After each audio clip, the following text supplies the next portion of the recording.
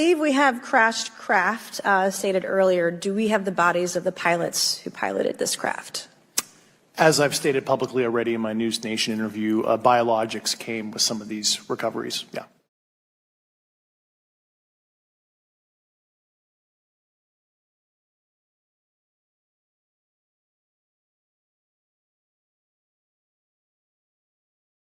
Glowing orb as it flies over the water. Now watch closely as a different U.S. drone drops a Hellfire missile on that fast-moving orb. The missile appearing to bounce off the object, doing very little damage. The orb then...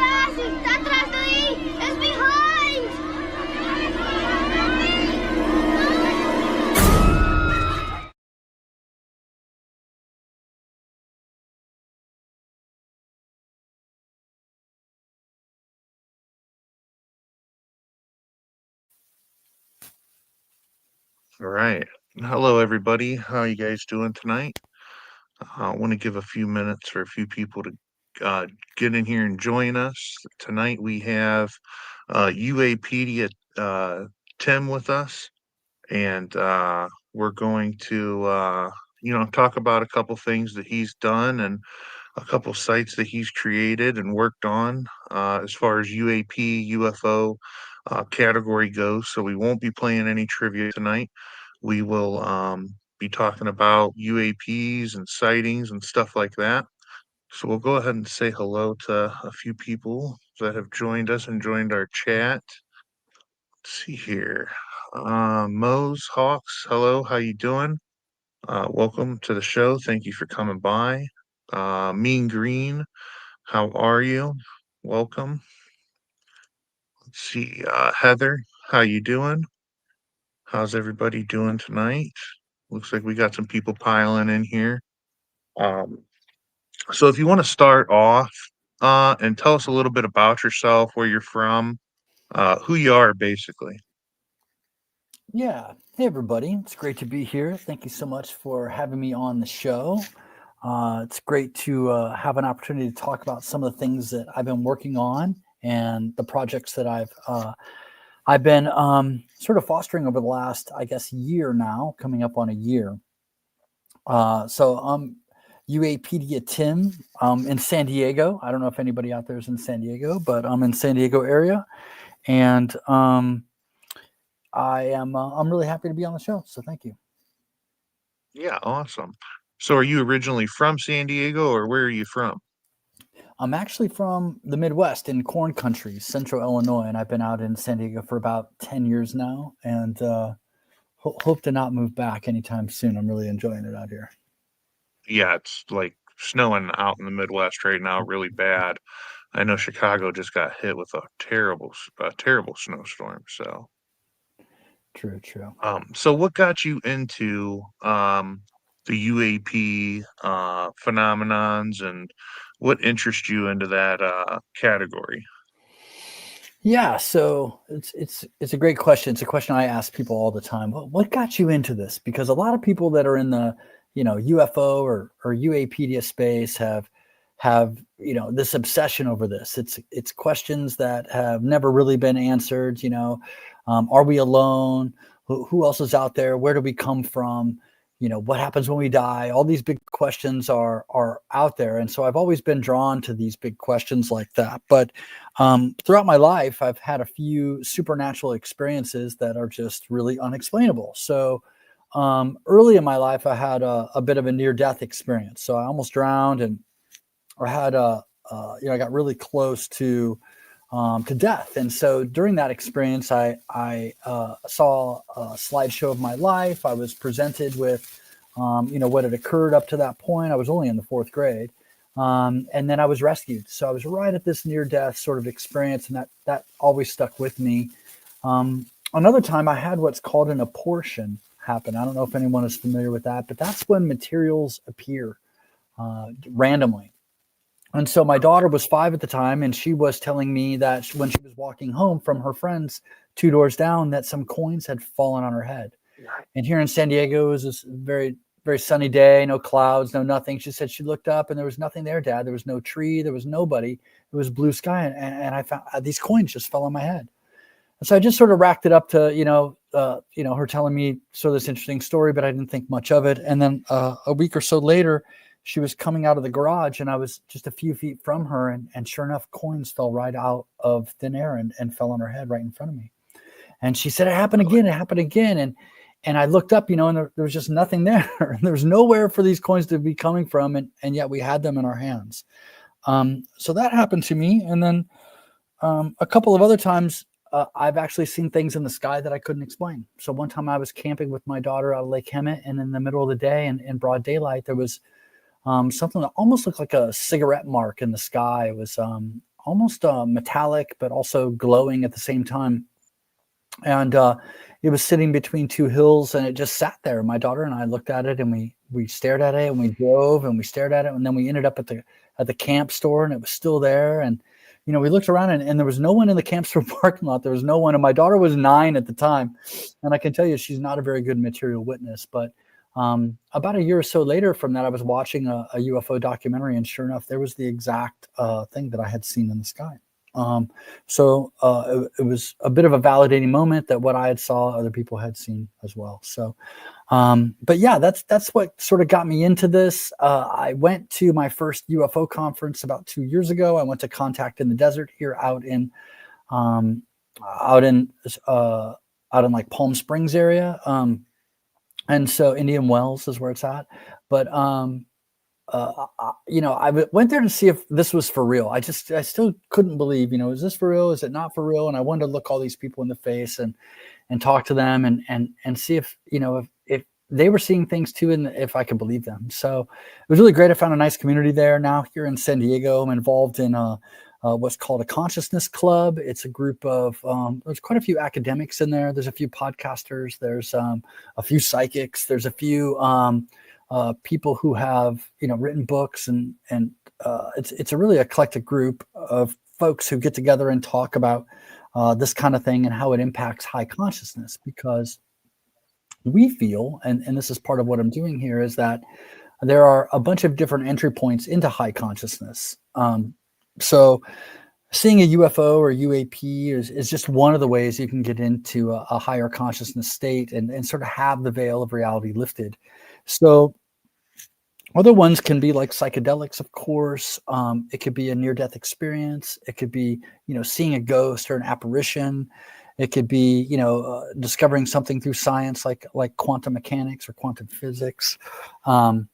So it's we feel like UAP is an entry point to high consciousness. So what we decided to do, and there's a little bit more of a story, but we could talk about this in a moment, but was to build some resources for people to be able to learn and share with their friends, and have sort of a trusted source for UAP information.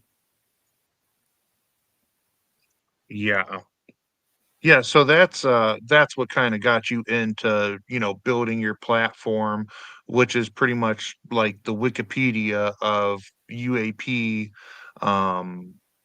UAP sightings and stuff like that. That's absolutely right. Anyone who is really familiar with this, UFO, UAP space knows that Wikipedia has a lot of vandalism on specific members within the UFO community and topics and sightings. There's a group on Wikipedia called the Guerrilla Skeptics, and they go around and they vandalize all these sites. So if you're someone who's new to the topic and want to learn about it, it's not a real trusted source. So and it really started full circle, just to just to sort of step back a moment. Last year I invented a trivia game about UFOs called the UFO Disclosure Deck. And so when I shared this with a friend, he said, this is great. This is a great way to gamify learning about this topic. He goes, but there's just not a trusted source out there. So the game turned into Uapedia, the encyclopedia for unidentified anomalous phenomenon. But it really started from the game. And then I hope I can share a little bit about the game, because we're supposed to have our Kickstarter here in a couple of weeks. So. Yeah, well, that's what had originally brought you to do this interview, is because I do the trivia. Mm-hmm. So it's kind of like, we do have that in common. So, that's what is kind of like what links us, is, we do trivia over here. So we have a lot of people who, are into the trivia and stuff like that. So I think that's why it's a great thing to bring you on here and do um, an interview, introduce you, and, maybe some people would be interested in playing the trivia. And I do have, a trivia game. If you want to explain a little bit more about your trivia, I can get that rolling. And it's only a couple questions, but we'll kind of give you guys a preview of, a couple questions of what's in your game. Yeah, you want to start off with the game and then go to the website? I'm happy to do that. Here, I'll share a Yeah, couple. yeah, I'll we share could a do couple that. images of the game real quick while you do that. Yeah. Give me just 1 second here.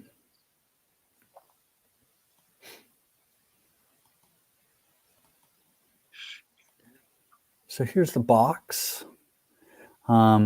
It's if anyone who's played Cards for Humanity, it's a very similar box to that, and it's shaped in like a file cabinet, right? Because these are secret files basically, and Yeah. so this is the game. If you you open up the box, there's around 500 cards in there. I'll show you what the cards look like. Each card has a question on it. Yeah, let's see here. Bring this one up. And so these are the cards itself. This Right. is what, would pull up. This is what you would see. So it is kind of like packaged like Cards Against Humanity for sure. That's right. And there's 7 different categories that you can see. Um, and then the rules is that you basically place 20 of the cards face down, and yeah, uh, 20 cards face down, and then the person to the left of the dealer, chooses a card. The dealer reads them the card. It's a multiple choice question. They're classified into level of difficulty. So easy, medium, and hard. So they're classified, secret, and then top secret. So it's 10, 20, and 30 points. And the first player to get 100 points within 4 of the 7 categories yells out disclosure. So that's how the game is Okay. actually played. If the person that's drawing, that's choosing the card doesn't get the question correct, it goes to the player next to them. And so they have, 2 options left. So there's a bit of Okay. gameplay. So even if you're not an expert, even if you don't know a lot about UFOs or UAP, you can still play the game because there's gameplay involved. You can block Yeah. categories, and a lot of the questions, because it's a lot of pop culture, because there's movies and celebrities and things. And then certainly like the government category gets pretty, there's a lot of stuff going on with the government and UFOs and so forth. So Oh yeah. Which it makes it hard for people to, get actual information. So, when the government shields everything and stuff like that's right. that. So we'll add this to the stage here. So this is, let's see. Hey, Joy Ferrarchi, how you doing? Um, so this is kind of how we do trivia on this show is, I bring this up and we kind of it answers. So if you want to answer in the chat, you can. Feel free to. You guys know how to do it. You just type in the answer in the chat with the number of the question that you want. And so these are going to be 5 questions that you had sent me earlier from your playing card. So these are going to be kind of the type of questions that are going to be inside your trivia game. True. Yep. And we had somebody ask, is your game going to be ready by Christmas or no? The Kickstarter will be ready, and then it'll be deliveries will happen after Christmas, unfortunately. Yeah. Okay. So the first question, what material is alleged to have been recovered from the Roswell crash?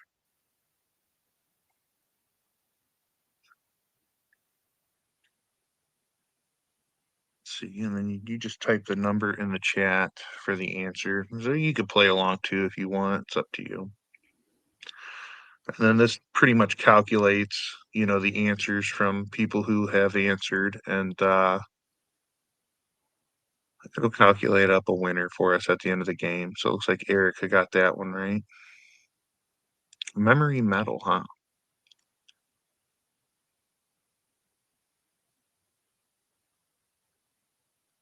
And it'd be great if you had a YouTube channel that you could, kind of share your game too. Let's see. Which U.S. president from the 1970s saw a UFO? And usually I have the counter turned way down, but for this, we're not playing for money or we're not playing for prizes or anything. So this is just kind of an introduction to the game and some of the questions that you'll find inside of your trivia game.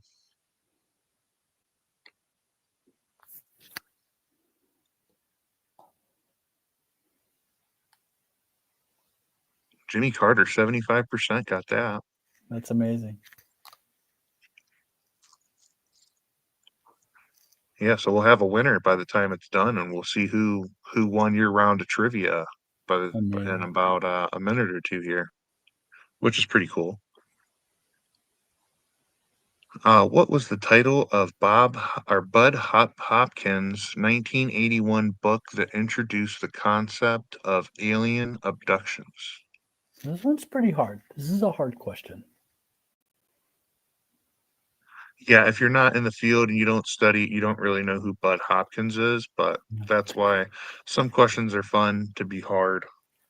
Bud Hopkins was an early researcher of experiencers. He actually coined the phrase experiencers, and he worked out in New York. And oh my gosh, 100% got that right. So we do I have said it was some, the hard question. That's funny. yeah, Yeah. yeah. So we got some experts in the house.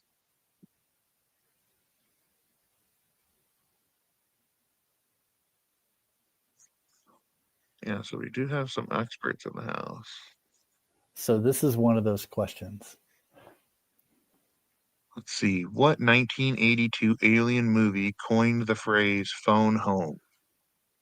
So this one's a tough one. Uh,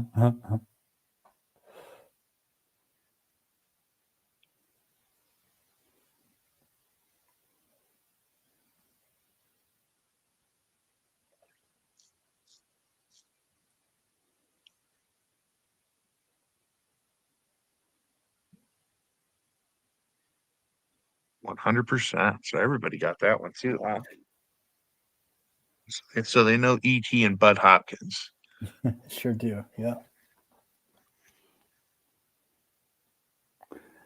I see Mean All Green right. mentioned Cocoon. Cocoon is a question within the game. So What was the name of the place where E.T.'s landed in the movie Close Encounters of the Third Kind? Stanton Friedman's son. that Erica, that's incredible. Stanton Friedman is an astrophysicist that ran early UFO investigation program for the U.S. government, debunking a lot of UFO sightings, and then eventually changed his mind and became a UFO advocate. Wow. Wow, that's really cool, Erica. I never knew that. And then you're engaged, so you were almost a part of the family, huh? Yeah, that's really interesting. Let's see. So Erica won that one. Nice. Well, she The was girl who was engaged. engaged to the astrophysicist. Yeah, I think she would know something about it. Yeah. Go figure on that one, right? That's Let's see right. here. You sue the governments for documents through the FOIA. Yeah, FOIA. That's really great. Yeah. Yeah, that's really cool, Erica. I didn't know that. I had no idea. Yeah, that's awesome. So if you want to pull up your site and you could kind of walk people through your site, how to navigate it, how to look for stuff, we can go over a couple of cool stories that people have submitted to you guys. And, I'm sure if anybody in the chat's had an experience witnessing UFOs or something like that, we could talk about that as well. Maybe they can ask you a couple questions. Let's Absolutely. see. So this one, here we go. Okay. So this is you, right? Yeah. Can you see the Uapedia home screen here? Yes, I can. Fantastic. So yeah, what we're, this says it all. What we're building here is a trusted knowledge hub for unidentified anomalous phenomenon. So what we're doing and why this is even capable or possible is because we've created a series of AI agents that help us generate content. And then we have a group of researchers, editors, and authors, experts review those articles and entries, and then we're publishing those on the site. So this is a relatively new site. It was just launched in the beginning of November at a conference in Italy called the Soul Conference. So this is still a beta of our website. We're still gathering content, but you can get a general gist of this. So our mission really is to create this comprehensive and transparent, enduring record of the phenomenon. So this bridges science, history, consciousness, public understanding. So what we want to do is make UAP knowledge credible and accessible through this process that we have. So the AI agents that we've created not only generate content, but they also fact check content as well. So we're ensuring that what we're publishing is correct. It can be cited. It's really an encyclopedia. And I'll talk a bit about my partner in this in a moment. But it's based on his past experience developing online encyclopedias. So our vision is to have this repository published in different languages that's open, factual. It's built to outlast misinformation cycles. So we do get a lot of misinformation within the UFO and Uapedia, sort of milieu and that kind of thing, that you can never tell sometimes who's telling the truth and who's not. So we want this to sort of stand the test of time. So we're using human verified, AI assisted. We're creating a structured knowledge graph. So we have 15 categories, 300 subcategories, and over 1,400 entries that we're working on. What we have is a what we call a taxonomy on each article. So, is what is in this article, has it been verified, or is it probable? Is it disputed? Is it folklore? Is it misidentification? Is it a hoax? And so every article or entry has this taxonomy attached to it. And then, we're building a community. So what we want to have is people join us. I'll talk about how you can join the guild and, generate content, check articles. If you are someone that is interested in writing, we could have a feature article for you. So I'll talk about that in just a moment. So basically why now is because there's so much interest in UAPs right now. There was a poll done that said, 60% of people are interested or believe in UFOs.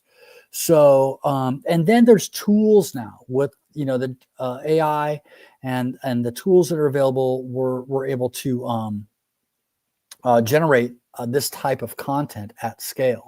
So here are the founders. Eduardo is on the left and I'm on the right.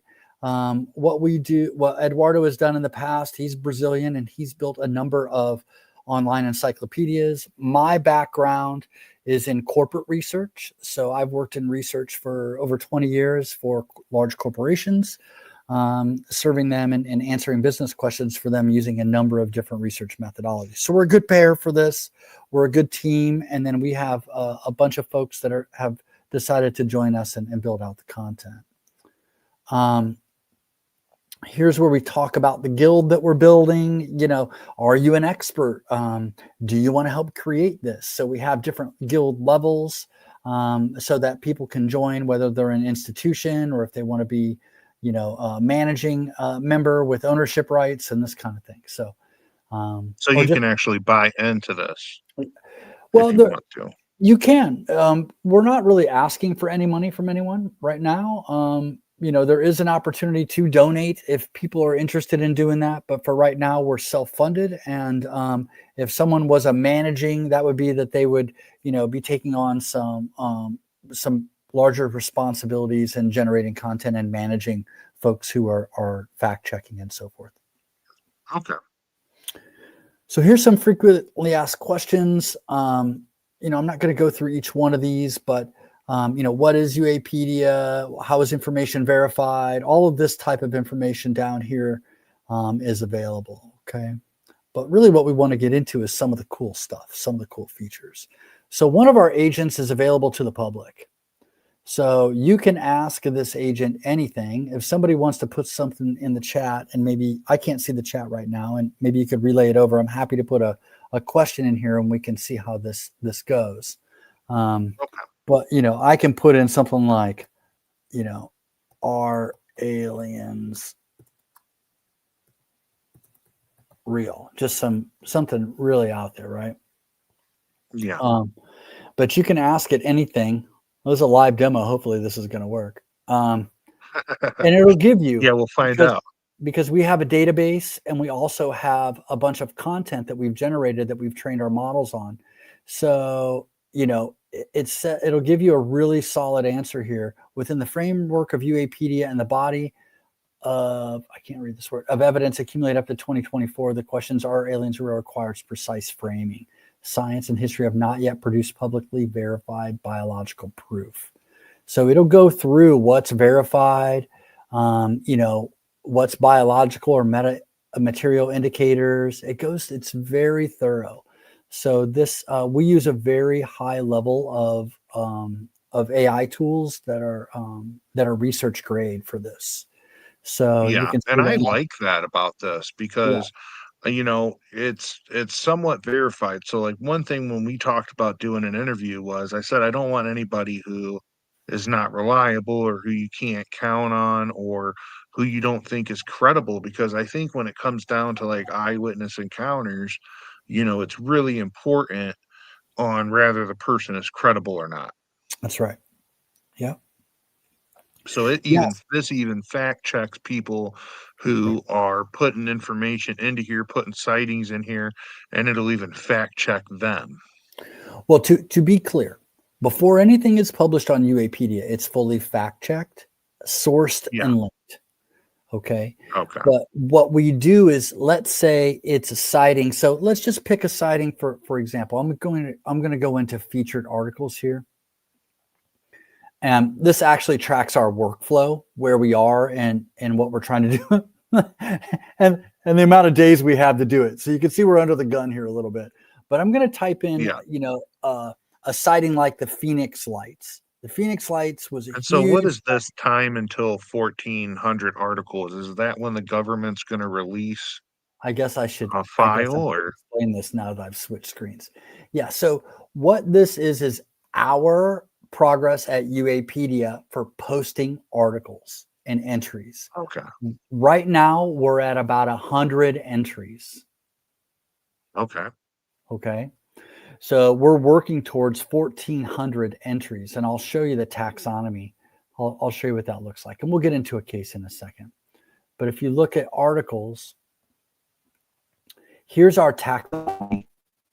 So we have historical cases, government programs, phenomenon classification, non-human intelligence and technology, contact and abductions, consciousness and psychic phenomenon, science and scientific hypotheses. I mean, this is all of the taxonomy that we're filling with articles. So you can see some of them don't have a lot because, again, we were just launched in November. So this meter right here is tracking our progress Okay. publicly. So so some people will say, "Oh, there's only 100 in there," but it's 100 completely fact checked, That's right. situations. Believe me, I know 100 doesn't sound like a lot, but as someone who's written 500 UFO trivia questions, after you get past a couple of hundred, it gets difficult. The universe of this information is large, but it can be captured within entries. 1,400 is an enormous amount of information. 100 is a decent proof of concept here that you can navigate and actually learn a lot from. Oh yeah, I mean 100 is definitely a solid number. I mean that's So I'm going to scroll down especially here. fact checked and all that. Appreciate that. Yeah. So one of the things that we're doing is we have sort of explainer articles, we have historicals, we have featured dossiers, and then we have featured articles from guest writers. So this is a guest writer here. We have a pipeline of articles that are being written by guest feature writers that are PhD level folks, people within the UFO community. And this one is from Dr. Tara, and she wrote the 5 stages of mindful disclosure.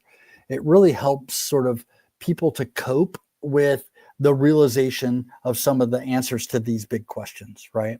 When people realize that we're not alone, or if they realize the things that we believed in for a long time are not true, it can inflict what's called ontological shock. So this article right here really goes into depth about how we can disclose this information mindfully and how we can cope with what humanity has in store.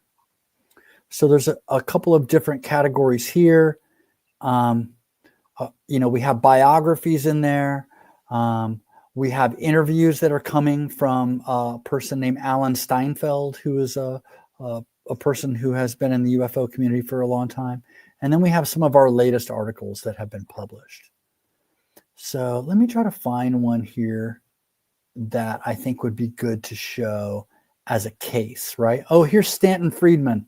I guess we have to go to Stanton Friedman since he's come up already, right? So this is going to be more of a biography, but you'll be able to see the claims taxonomy and so forth.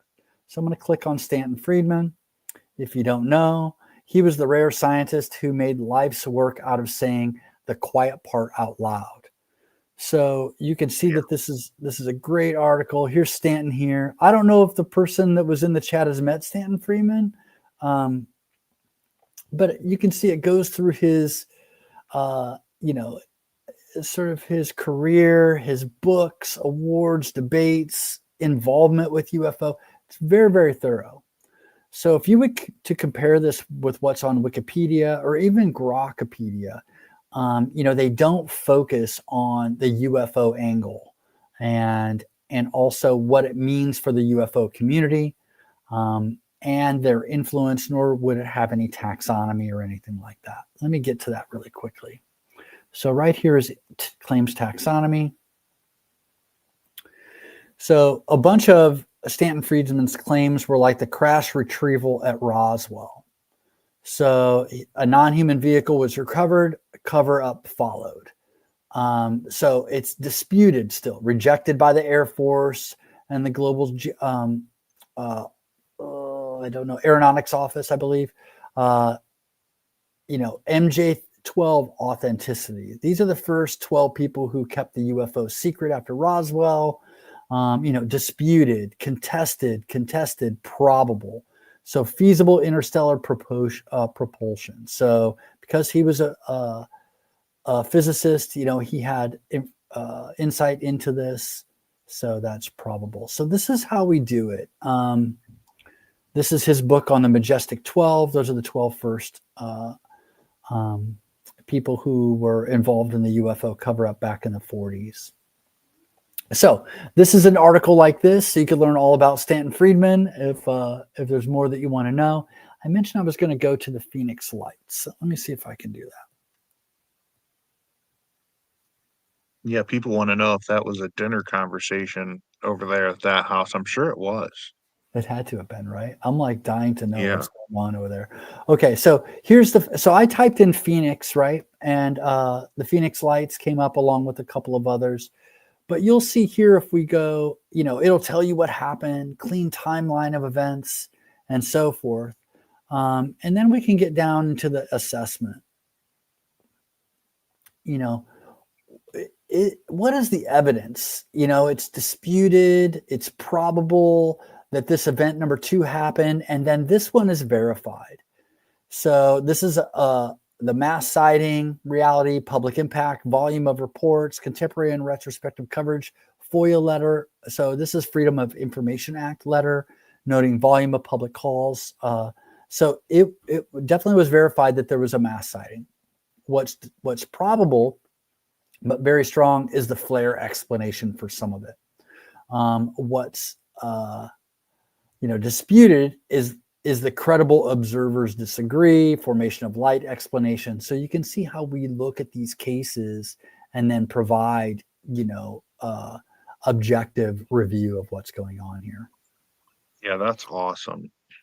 I think that's really good to have that, like, probable, not probable, likely, you know what I mean? That I think that really sets it apart from a lot of other, um, you know, a lot of other websites that just kinda wanna have content and just throw up any sighting. This one, it's important to be credible. Yeah, there's definitely a lot of clickbait out there for sure. There's a lot of, claims that are made.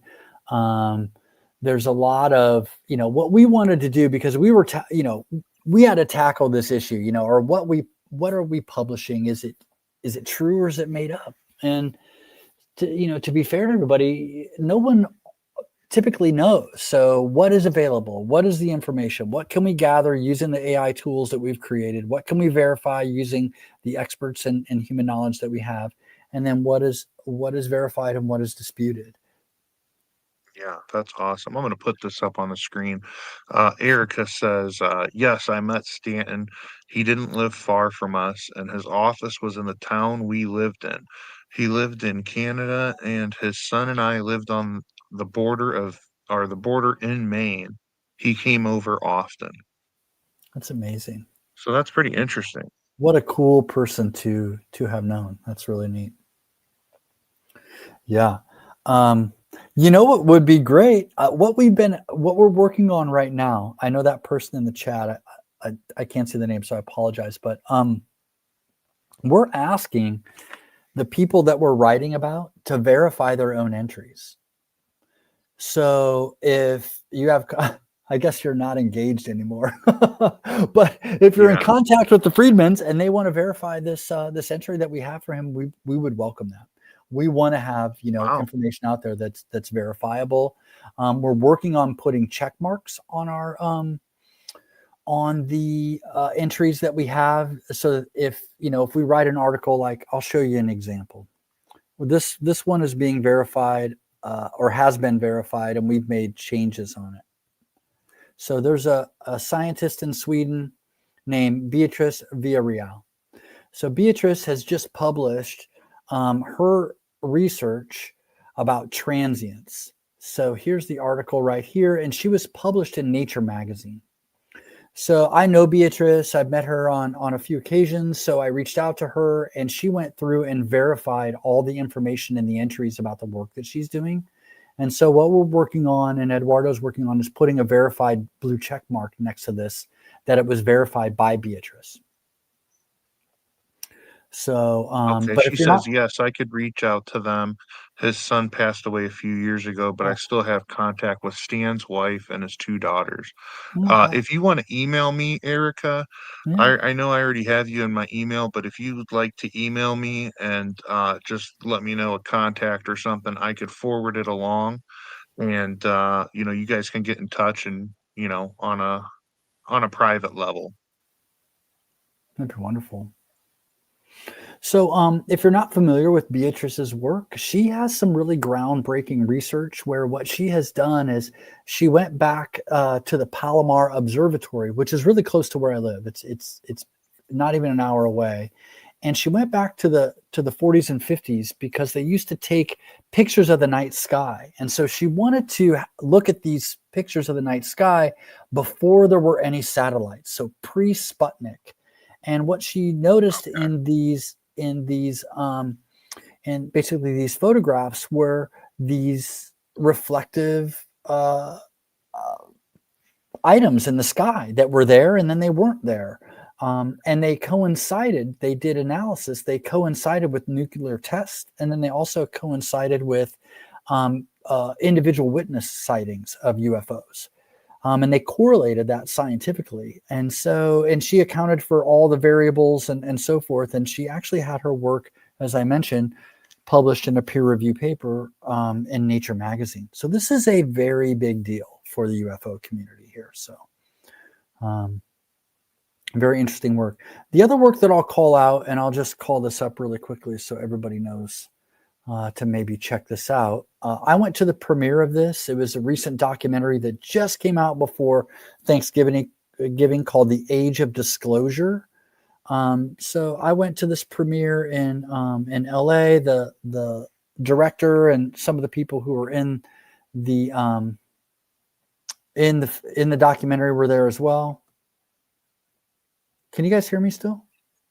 Yeah, we hear you. Oh, my screen froze up here a little bit, so I was just double checking. So anyway, there's a new documentary that came out. It has 34 government officials and military senior officials who are talking about the reality of UFOs for the first time many of them for the first time on camera. So it's really a compelling piece of work. And I was going to show you the review of this, but I think the site is froze here for a second. Oh my gosh, are we crashing the Uapedia site? That would be amazing if that was actually occurring. That could be a thing that's occurring right now. So for the first time ever. Yeah, you're coming in clear on the visual side of what I'm seeing. I'm not seeing anything um, crashing out or anything like that. Worst case scenario, we could just reload it. That's not a problem. Yeah. Let me just see if I can do that real quick.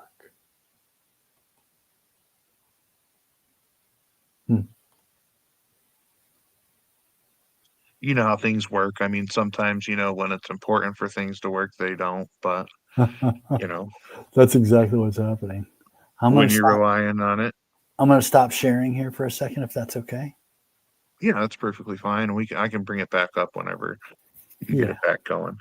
Let me In see the if I. meantime, if anybody in the chat has a question for him that would like to ask him, or if somebody wants to tell an experience, we can do that while he's pulling it up. I think somebody up top had a experience of seeing something. Let's see, Chris Archilla.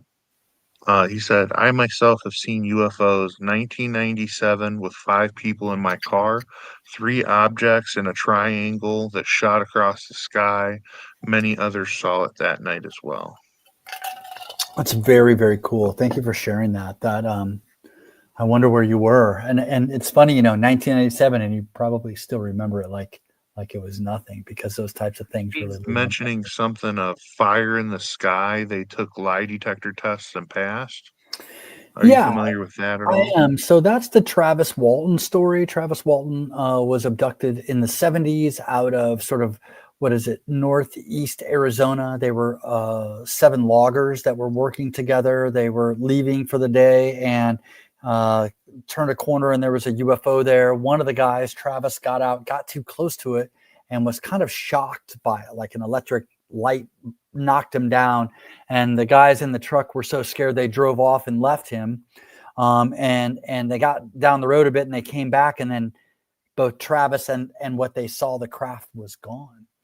And then 5 days Oh, wow. later, Travis appeared outside of town. He had 5 days of growth in his beard. And his story was that, they took him aboard this craft, and they helped heal him from the injury that he occurred when he got too close to the craft. And all 7 of them took lie detectors, and there was a movie made out of it called Fire in the Sky. It's a pretty cool movie. I'd recommend it for people who are interested in UFOs. And I've actually met Travis Walton in person and talked to him about his story. And his son was there, and a very nice and humble guy. And his story has been consistent for, since the 70s. Wow. Yeah, that's awesome that you could pull that. He said Snowflake, Arizona. So Yeah, it was Snowflake. that was the like the loggers or something like That's that, where they had exactly right. spotted. Okay. Yeah. Yeah, that I think I've heard so many of these stories, and so much of them seemed so credible to me that I was like taken back by some of these. And even that guy, like I couldn't remember his name, but when I seen his face, I knew who he was. Yeah. So somebody's asking in the chat, does he have an opinion on Voynich manual? Voynich manual. Like, I does he am think the manual, let's see, I does he am think the unfamiliar with manual, this. I may be learning something, which is great. Can you point me to something about that? I would happy to look into it and see It's if. somebody asking in the chat. I don't even have any idea about it. No. That is a manual that no one can decipher. Oh, sure. Okay, I think I remember what this is. It's like Yeah, it's like they this book. found it Yeah. and nobody can decipher it because it's not a language that really exists anymore. Hmm. I don't really know enough about it to comment. My, thought moves, because I'm so focused on this AI tool that we've created. Could AI decipher it? That's what I Yeah. often think, but Mhm. I don't know Well, enough. there you go. There's a question for Uapedia AI tool, the Right? Voynich manual. Can you decipher this, please? Let's see. What about Charles Hall and the whites and grays? I know we don't have an entry for Charles Hall yet, but I can certainly comment on the whites and the grays. So, throughout UFO lore, there are a number of species of non-human intelligence. One of them are the tall whites, or they're referred to as the Nordics. These are, the beings that look like humans, but they're really, really beautiful, and they're a bit, they're slender, and they have sharp features, and typically are blondes. And then the grays are known to be either very short, like what you see in Close Encounters of the Third Kind, or very tall and lanky. And the theory on that is that the tall ones are in charge of the smaller ones, and the smaller ones are much like drones or androids or robots, without a soul and this type of thing.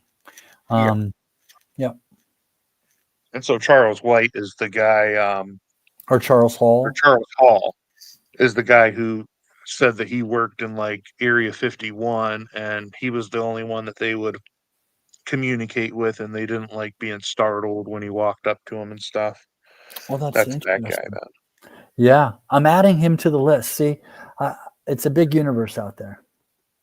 I think he was highly credible. I've heard a lot of his stories, and I think he was definitely a very credible person. I mean, I don't know why you would make that up, but you know, Charles Hall. He's going on the list officially. Thank you for that. yeah, Sounds like he deserves an yeah, that's entry. definitely interested. Yeah.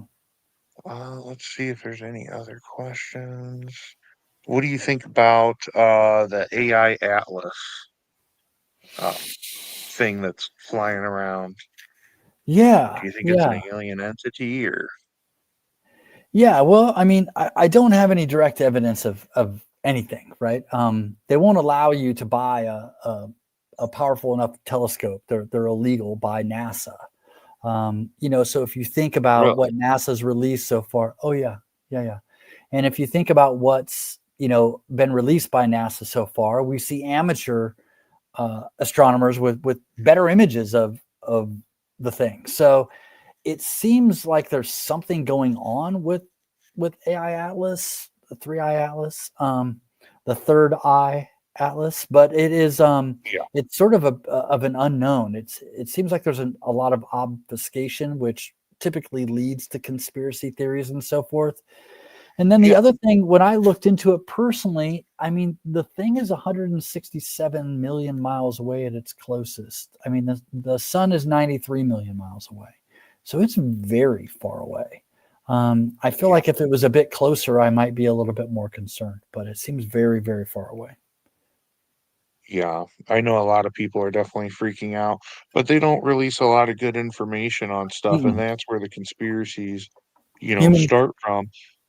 And not to take us down a conspiracy theory lane, but do you really believe that, like NASA is a space program? Like, why would they limit the telescopes that you could buy? Do you think that they could be discredited? I mean, I've seen a lot of stuff that like they're put in clouds, like when they release images, it's like copy and pasted clouds. There's a lot of conspiracies out there about NASA now. yeah. And What's your unfortunately, take on that? I buy into my own conspiracy about NASA. My conspiracy is that they are the top of the intelligence community. So they report directly in, they're part of the executive branch, and they report directly into the executive branch. And they have been involved in understanding space and the skies before any other organization out there.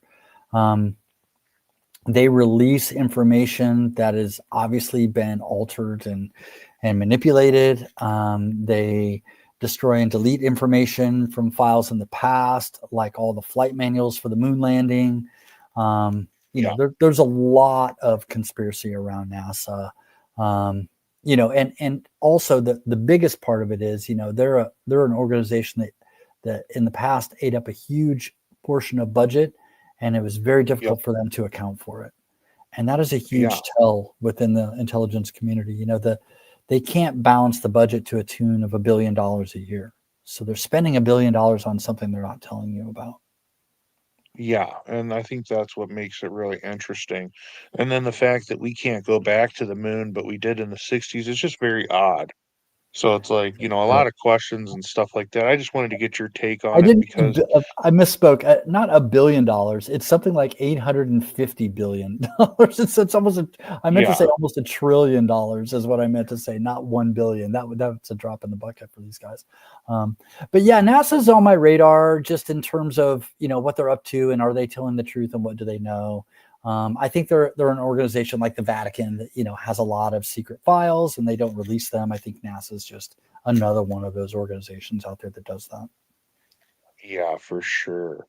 Let's see here. Pull a question from the chat. What about astronauts and what they have seen? Are they true? I'm guessing like there was a couple UAP incidences with the Apollo. That's right. Mean Green says my cousin worked directly with Apollo 8 as physics and math for NASA. Wow.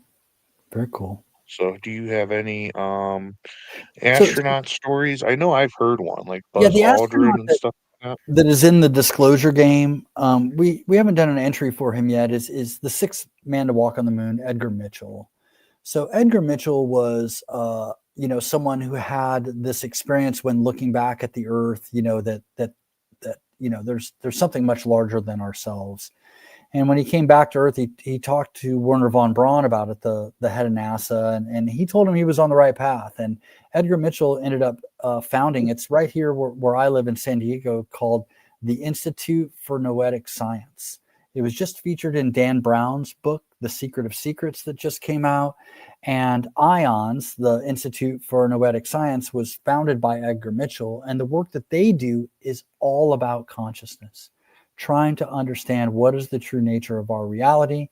And they have a number of different researchers who work for them, like Dean Radin, Lynn McTaggart, who have proved that consciousness impacts our physical reality. So the thoughts that we have. So they've done experiments where they, have put intention into seeds, or they put intention to lower the crime rate of a city, or they've, put intention for crops to fruit, and they have measurable controlled studies where they look at this. So Edgar Mitchell, after walking on the moon, had a really profound impact on him.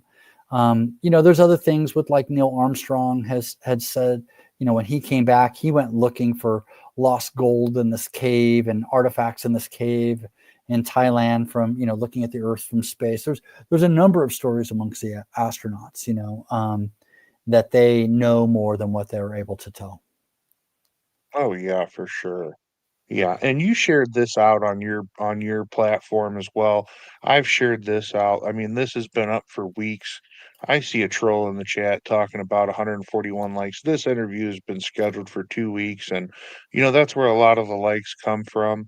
And if you type in Google and type in Uapedia right now, we're the third link down. So, anybody on YouTube, UFOs and UAPs is a very hot subject, and not everybody's got to be in the chat. We appreciate the people that are typing and know each other and doing stuff like that, but there's definitely, no bot buying here. I mean, there's 112. We've been steady for, about an hour now, so there's no Mm. reason to even, do that. I just wanted to make note of that real quick. Um, Appreciate that. I wasn't And even really paying attention. I appreciate everyone who's here and engaged in this. I agree. I think oh that this yeah, is the most definitely. interesting And topic, that we could talk about. So yeah, and we're not, we don't have to hate on anybody to get a chat rolling. We can sit here and you could sit here and listen to this.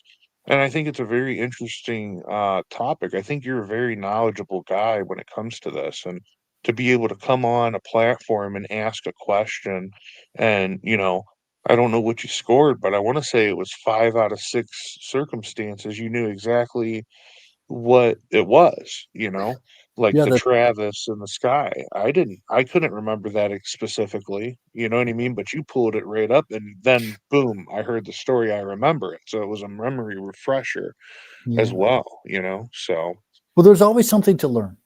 I'm a lifelong learner.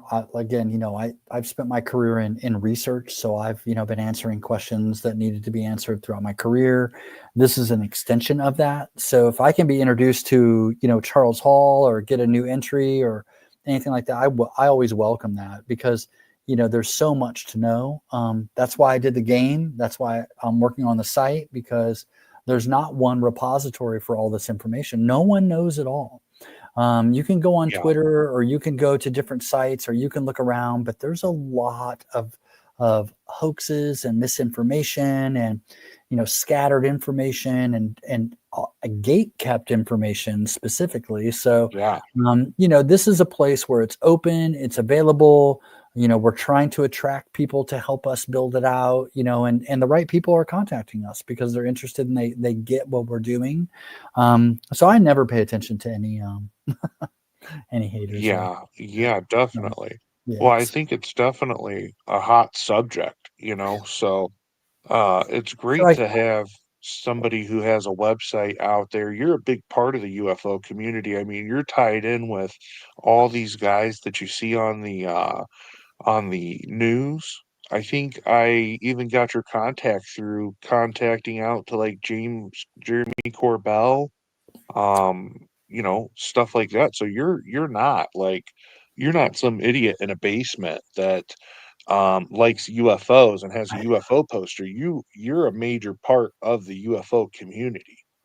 No, I really appreciate that. Yeah, it's a great group of people that are involved in this. Many of them have had amazing experiences that changed their lives. And, Yeah, that's really the point of all this, that your life could change in an instant, and the way that you feel about reality can change in a second.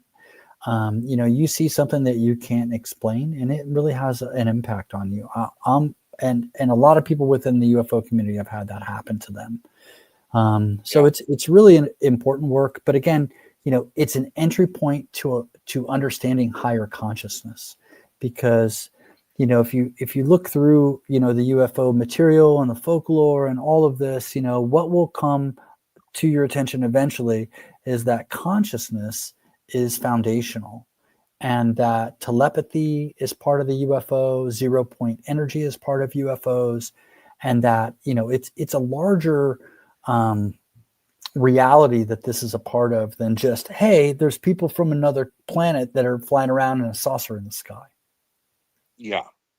Well, I think even if you look at the background right now to this live, I mean, if you look at that vastness of space, how could you even think or believe that you're alone, you know?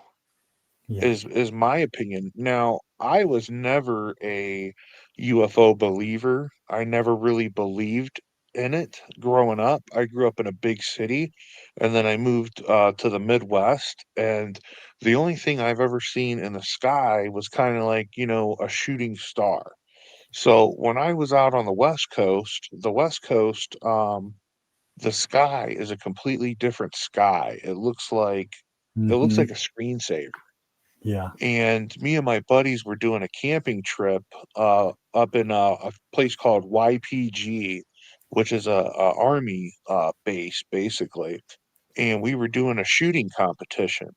And in order to get to where you don't have to walk miles to get to the shooting competition, we camped out in the desert, did a big bonfire, and we were all kind of laying laying on our backs in the back of pickup trucks. You know, we were smoking and we were drinking, we were having a good time, and we seen these lights fly in the sky, and it stopped, and on the turn of a dime, it went the other way, stopped, and flicked off. So, you know, growing up, I seen a flicker in the sky, and I thought, okay, that's a shooting star. But this time, it stopped dead in its tracks, turned direction, stopped again, and took off. And I mean, you watched it leave the atmosphere, and we were amazed by that. But I never said that to anybody before because I kind of thought that I would sound crazy. And, you know, 10 years later now, the government is releasing all these documents and all this stuff. And I think it's really interesting, a really interesting subject, I you know, to appreciate you at least sharing look that. into. You know, it's I appreciate you sharing that because I think that there are many of us who have had experiences that we can't explain, whether that's, Yeah, some extreme coincidence or synchronicity, whether that's, seeing something in the sky or a ghost, or whether it's having a dream where you feel like you were actually there. Or you've taken some type of plant medicine or you know got into a deep meditation where you've altered your state of consciousness. These are things that can really be impactful and can really change, who you are as a person. So I oh don't know yeah, what you saw in the sky. I can only guess, but there is something called the five observables, that if you see something act these five different ways, it could likely be something that's not explained, you know, does yeah. it? Well, it was 2 of them. It was 2 of them, and I mean, I didn't see, like, a saucer or anything like that. To me, it looked like a star. I mean, it was high up, and the thing that gets me is it wasn't a plane because we were right next to, Yuma Proving Ground. Army base, so you're not allowed to fly Mm, shit above that, you know what I mean? And that's why I thought it was really, really interesting because, here we are camping out next to a base. We have right. all types of law enforcement, we have all types of Marines with us, and, you know, Marines are, you know, special observers, so they're meant to look at something, analyze something, and see what it is, and everybody there's probably 20, 30 people at this pallet bonfire that seen this, and we're all kind of freaking out. What the hell is that? Oh my God, you see that? It looked almost like a flare. You know what I mean? Yeah. How a flare would look when it's in the sky. It was that bright. Like there was a fire going and it lit up the sky. I thought it was Wow. crazy. But after that, you know, I started kind of looking into it and being interested in it, you know? Yeah. That's very cool. That's very cool. I think they are too as well, Mean Green. She says that she thinks that they're in the water. And I mean, we haven't even investigated. We've investigated like what do they say? A cup of water in the ocean, and you Right. say, "Oh, I've searched the ocean." Yeah, Mean Green. I love this theory, and because it tacks back to some other amazing stories that we've been told. The fact that or the theory that non-human intelligence lives in the oceans ties right back to Atlantis, right? Are they still Yeah, alive? And that breakaway civilization exists in parallel with our civilization, but they're hiding deep within the ocean. So there's an admiral, Tim Gallaudet, who was at the screening for the premiere of Age of Disclosure. He talks about USOs under unidentified submerged objects. So yeah, it's a real theory that's out there. There's a hot spot here by Catalina Island off the coast of California, and there's a few yeah. others around the world as well. Yeah. Let's see here. We'll take a couple more questions. I know you probably got to get going. Um, there was an abduction that became very well known about 3 hours away from me in Allagash, Maine. Yeah. Do you have any idea of that one? Yeah, the Allagash incident, very famous. Let me see. I believe we have an entry on that. Okay, wow. I'm gonna put the Uh, link to the website yeah. back in the chat here, and I'll I'll also add that to the screen. So if you're watching this a month from now, 2 months from now, and you're watching the replay, here's the link. It's on the screen now. Yeah, so we have an article on that and an article on a number of, other topics as well. So Yeah, I'll have to go and check that out. That's for sure. Let's see here. I know we got a couple more. Let's see. Why are most UAPs mostly spotted in the West Coast? My opinion to this, and of course you can answer after this, but I think the sky, I'll speak as an East Coaster, the sky is 100% more visible at night on the West Coast than it ever has been on the East Coast because you have no humidity. It's very dry, so there's not clouds. There's not a lot of clouds on the West yeah, Coast because it's a lot of desert. yeah. But what would you say that reason is for the Well, West Coast? I don't think. I mean, I hate to disagree with your audience member here, but there was just the big, huge, New Jersey flap that happened with all these drones and unidentified anomalies that happened out on the East Coast in New Jersey and New York. There's a couple of UFO trackers that you can go to that show exactly where all the UFO sightings are. I'll try to find it really Yeah. quickly. But Yeah, you see, I can, feel kind of like an idiot for that because 90% of my viewers are from New York and New Jersey. What's your opinion on that? What, because now you don't hear nothing about it. It just kind of slipped off of the I think it's news feed. ubiquitous. I think UFOs are seen all over the world. Um, and Okay. yeah. So there's a website called UFO Battler, Battler, and that actually has sightings from around the country, and you can look at those, look at the videos. One of the UFOs I saw was actually on a video there. It was the one from Oceanside, California. I love But Oceanside. yeah, Rubies. yeah, Oside. Um, but Yeah. yeah. So there's sightings all over the world. One of the things they do say that they're concentrated around, nuclear sites. They're attracted to nuclear Yeah. weapons. So,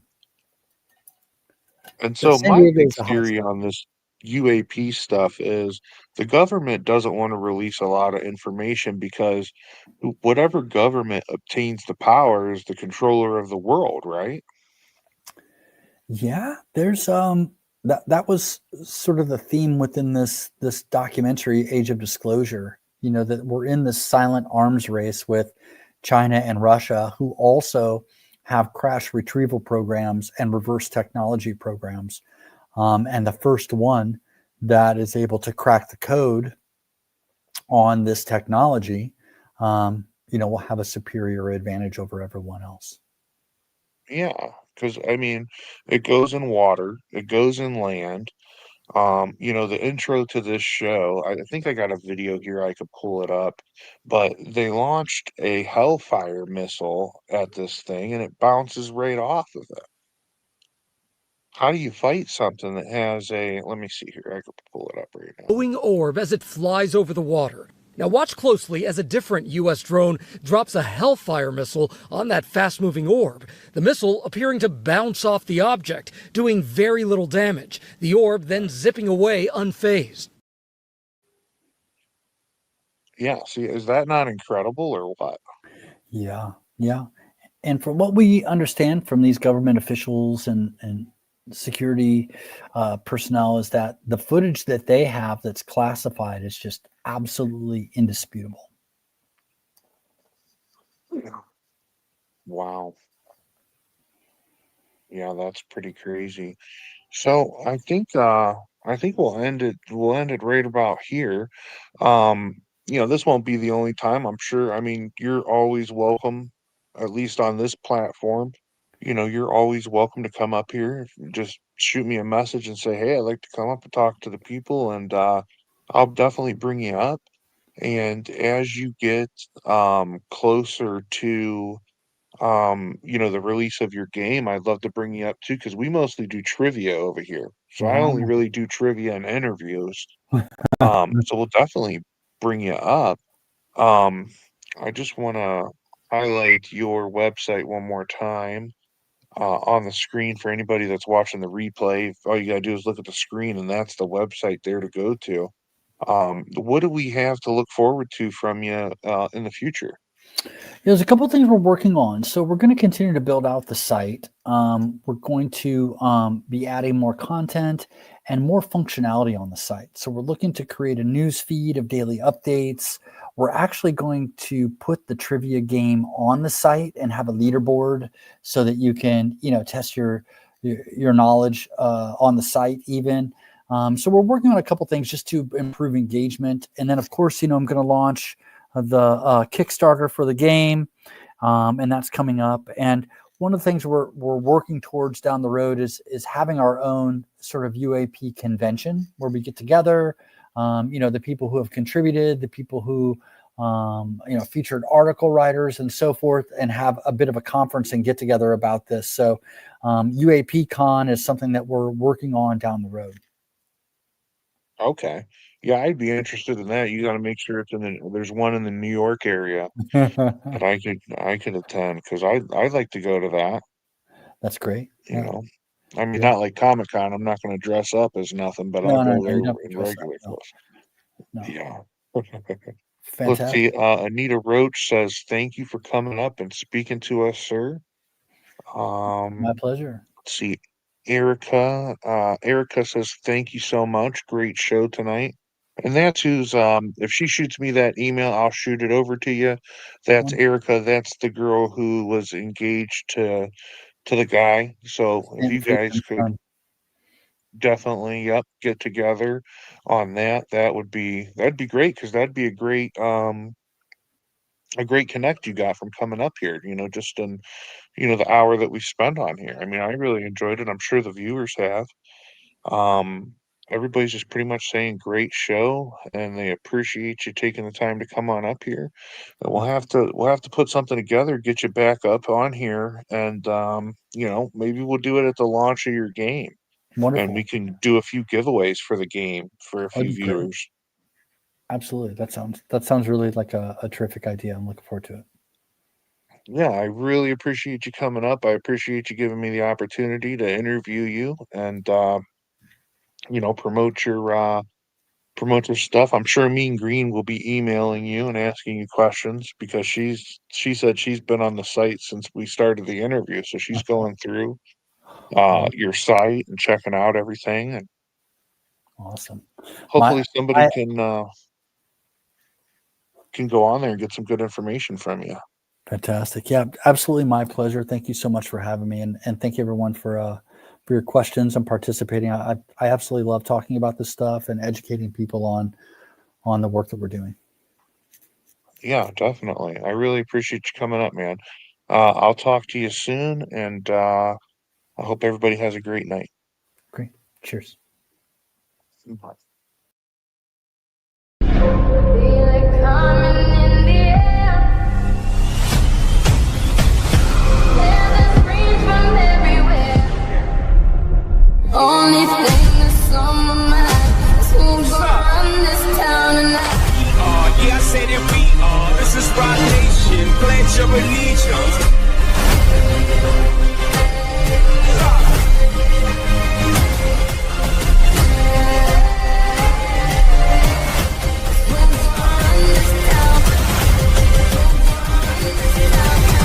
We gon' run this town.